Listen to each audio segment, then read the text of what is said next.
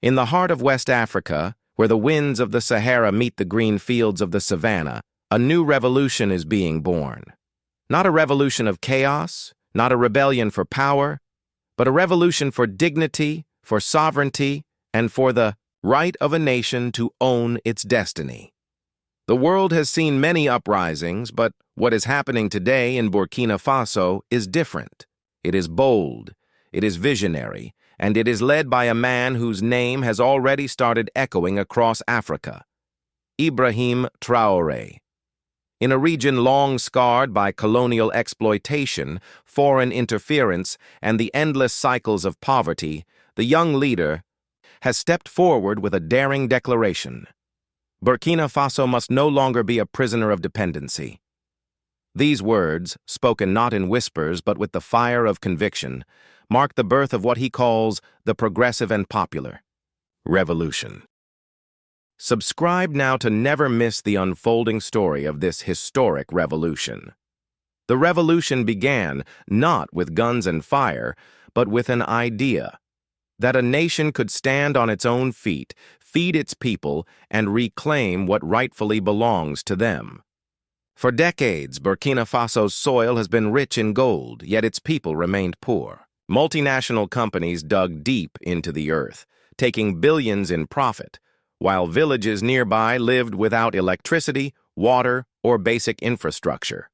Traoré saw this injustice, and he decided that enough was enough. The government began to take action.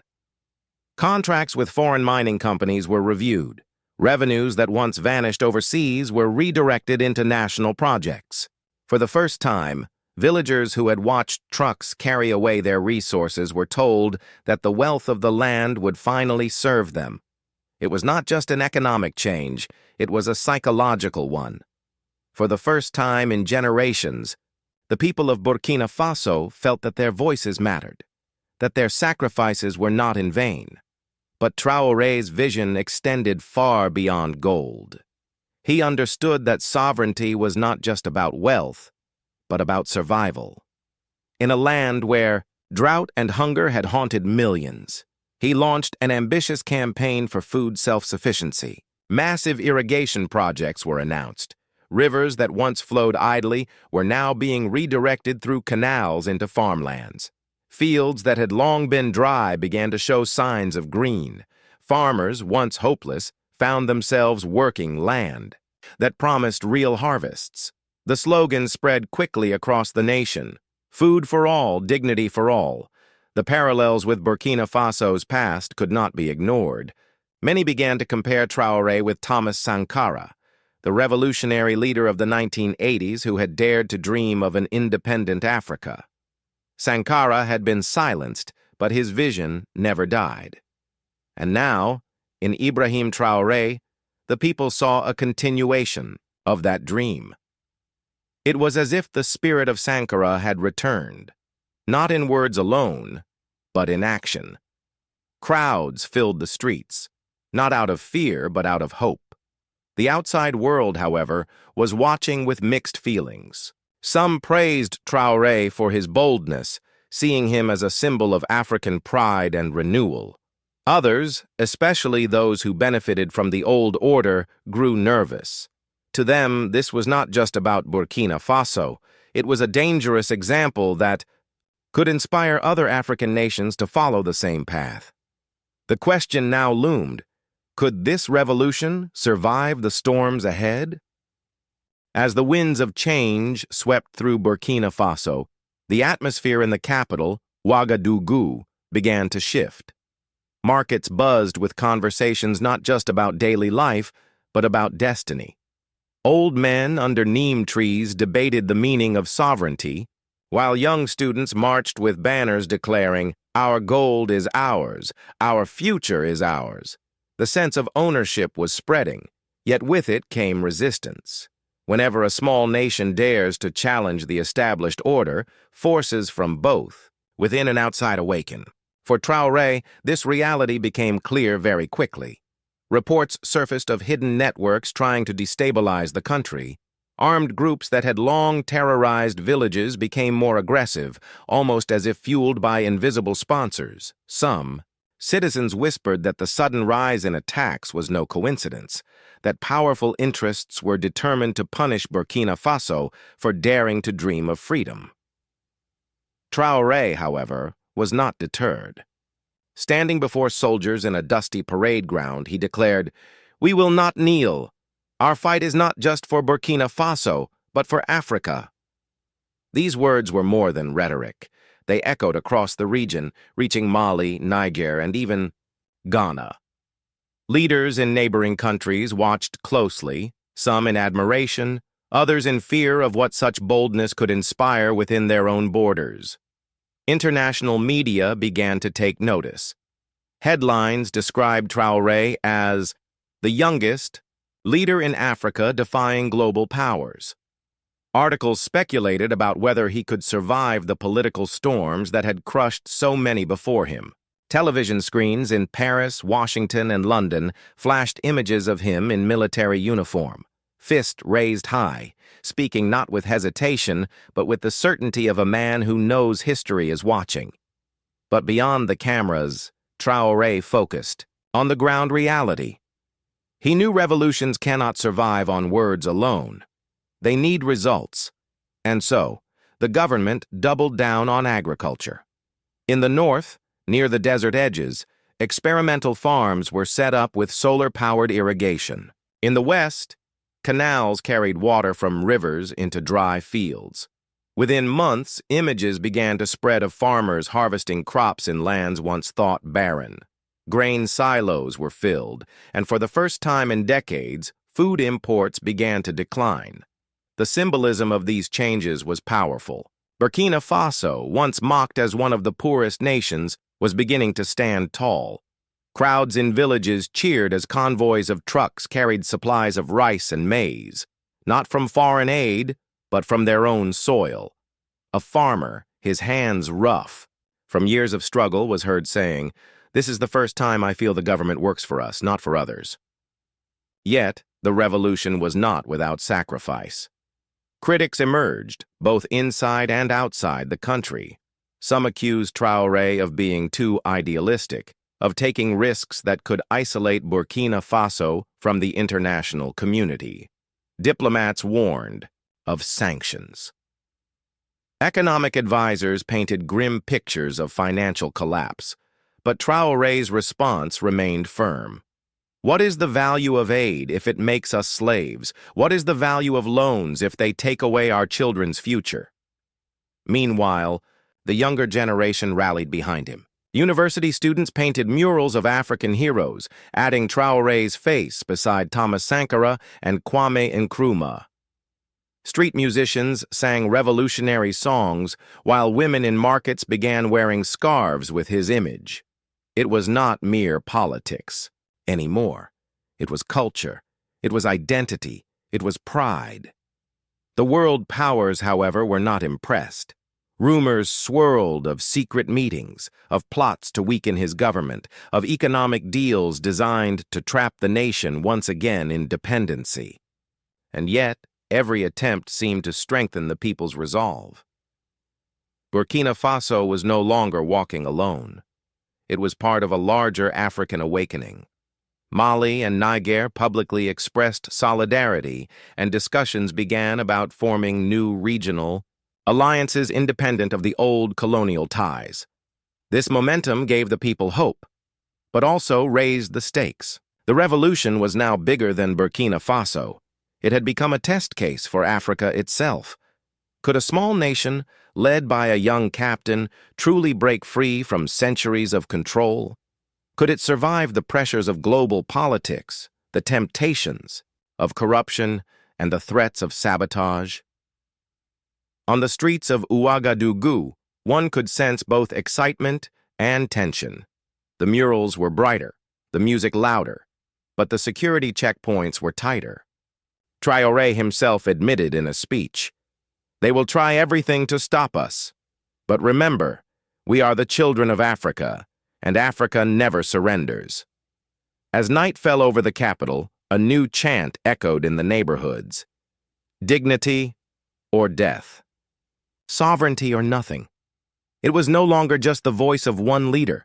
It was the voice of an entire people daring to believe that history could be rewritten. By the middle of 2025, Burkina Faso had already become a symbol across Africa. For decades, the world had dismissed this landlocked nation as poor, unstable, and dependent. Yet, under Ibrahim Traoré, a new story was being written, one of resistance, pride, and transformation. The defining moment came on a quiet dawn when security forces intercepted a massive convoy near the country's border. 57 trucks, stretching like a moving fortress of steel, were stopped under direct orders from Traoré himself. Rumors spread like wildfire. What were these trucks carrying? Who sent them? At first, no one had clear answers, but what soon unfolded left the region and the world stunned. Inside the vehicles were tons of weapons, ammunition, and sophisticated equipment, tools not meant for farming but for fueling chaos. Analysts whispered that such a shipment could arm an entire shadow army. The discovery raised one haunting question: who wanted Burkina Faso to bleed? International media picked up the story instantly. Burkina Faso blocks massive arms shipment, blared headlines from Africa to Europe. But the state television in Ouagadougou showed a different angle. Images of soldiers standing firm, villagers cheering, and President Traoré declaring, "We will never allow our land to become a battlefield for foreign interests. This is a victory not just for us, but for every African nation that refuses to be a puppet." The incident was more than an arms seizure. It was a turning point. For many citizens, it confirmed what they had long suspected, that powerful forces were working behind the scenes to destabilize their revolution. Farmers in the countryside, traders in the markets, and students in classrooms repeated the same phrase: "The captain has saved us once again." But with this victory came a dangerous reality. Whoever had invested in those 57 trucks was not likely to stop. Intelligence reports suggested networks of mercenaries, smugglers, and political actors were now eyeing Burkina Faso with sharper knives. For Traoré, this meant moving quickly, fortifying borders, strengthening alliances, and preparing the nation for storms ahead. At the same time, life within the country was changing in ways no one had seen before. Along the rivers, massive projects unfolded. Canals stretched like silver veins across dry fields, carrying life-giving water to farms that had once been dust. In one iconic moment, the government released over 150 tons of live fish into rivers and lakes. Boats carried nets of tilapia and carp, pouring them into the waters like streams of silver rain. Villagers clapped, children shouted with joy, and elders wept, saying they had never imagined such abundance. This wasn't just about fish. It was about hope. The idea that Burkina Faso could feed itself, that it could rise from dependency to self-sufficiency, electrified the nation. Foreign journalists described it as a new agricultural revolution. But to the people on the ground, it was simply survival transformed into dignity. And yet, while rivers filled with life, the international stage grew darker. Sanctions began to appear, masked as economic measures. Certain banks froze transactions. Corporations quietly withdrew investments. NGOs issued statements, criticizing the government for being too radical. But ordinary citizens were no longer blind to these patterns. They asked, why do they call it radical when we choose to own our gold, our land, and our water? In Mali and Niger, neighboring leaders voiced open support. The three nations began talks of forming a new economic and defense pact free from colonial influence. Crowds in Bamako and Niamey raised portraits of Traoré alongside their own leaders, chanting slogans of unity. What once seemed impossible, a united front of West African nations, suddenly felt within reach. Still, Traoré understood the dangers of hope. Unity could inspire, but it could also provoke, Behind closed doors, his advisors warned him of assassination plots, coups, and foreign-backed operations. History had shown Africa too many martyrs: Lumumba, Sankara, Gaddafi. But the young captain's response was unwavering. "If I fall, others will rise." This is no longer about one man. It is about a continent reclaiming its soul. Meanwhile, on the streets of Ouagadougou, daily life reflected both tension and triumph. Market stalls brimmed with local produce. School children recited poems about sovereignty. But military patrols remained vigilant, scanning for any sign of sabotage. The balance between progress and danger was razor-thin, yet the determination of the people seemed stronger than fear. One evening, during a nationwide broadcast, Traore spoke directly to the nation. His words carried both urgency and inspiration. "We have stopped weapons meant to destroy us. We have planted seeds meant to feed us. But the journey is long. They will try to break us. They will try to divide us. Remember this: Burkina Faso is not alone. We are Africa, and Africa will rise." The speech was replayed endlessly across radios, televisions, and mobile phones. In villages without electricity, people gathered around battery-powered radios, listening with wide eyes and hopeful hearts. In the cities, young men and women painted murals of fish swimming alongside rifles broken in half, symbols of life triumphing over destruction. It became clear that the battle was no longer just physical or political. It was spiritual. A fight between submission and sovereignty, hunger and self-reliance, despair and dignity. By the end of that year, Burkina Faso had captured the world's attention. For some, it was a dangerous example that needed to be silenced. For others, it was the spark of a revolution long overdue. But for the people living it, the revolution was not a headline. It was daily bread, daily struggle, daily hope. And in the heart of it all stood Ibrahim Traoré, not as a distant politician, but as a soldier walking alongside his people, reminding them again and again, "Our strength is not in gold, not in weapons, but in unity." The year 2025 will be remembered as the year when a small, landlocked nation challenged giants. Burkina Faso, long considered weak and dependent, stood tall against forces far larger than itself. And at the center of it all was a young captain, named Ibrahim Traoré. The seizure of 57 trucks filled with weapons had shaken the entire region. People still whispered about it in markets and tea houses. Who sent them? What was the plan? But for ordinary Burkinabe, one truth was clear. Someone wanted their revolution to collapse before it could fully rise. And yet, instead of collapsing, the nation grew stronger. Across the Sahel, new projects blossomed. Farmers who once prayed for rain now saw water flowing through freshly built canals. Rivers once dry sparkled with life, fed by hundreds of smaller streams branching into the farmlands.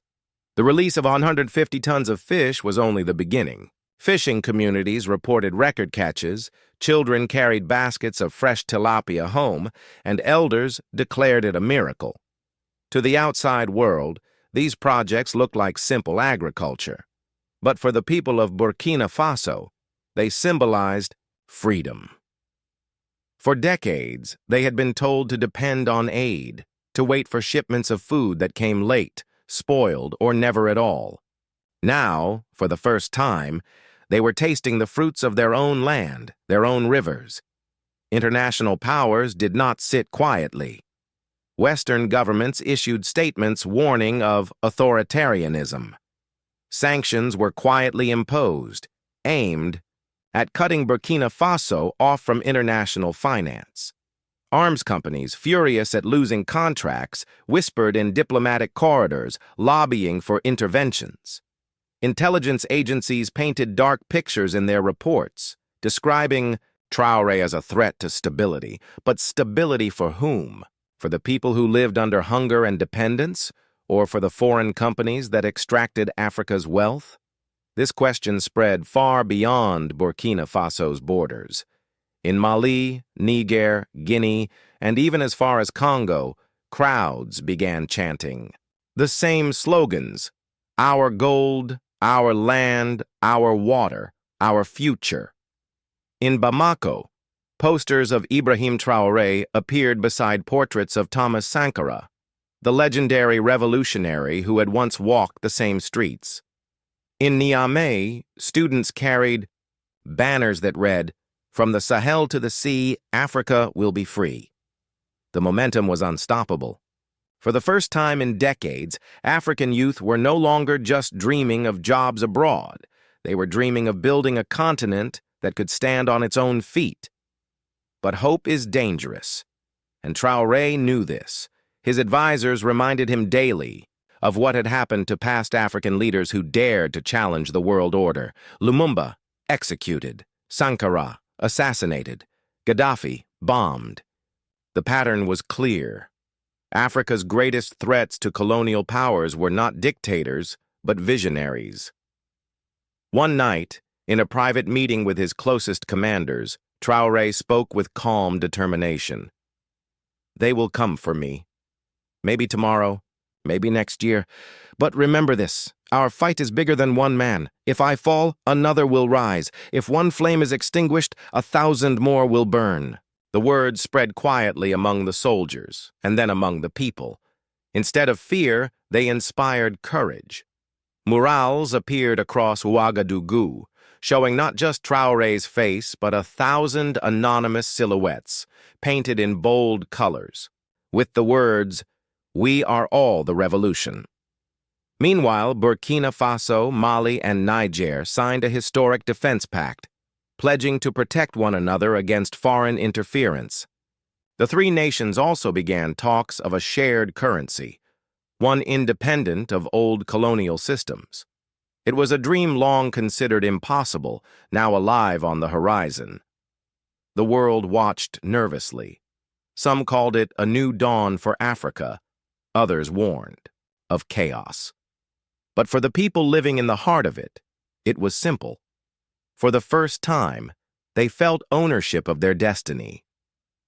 As the year drew to a close, Ibrahim Traoré stood before a massive crowd in Ouagadougou.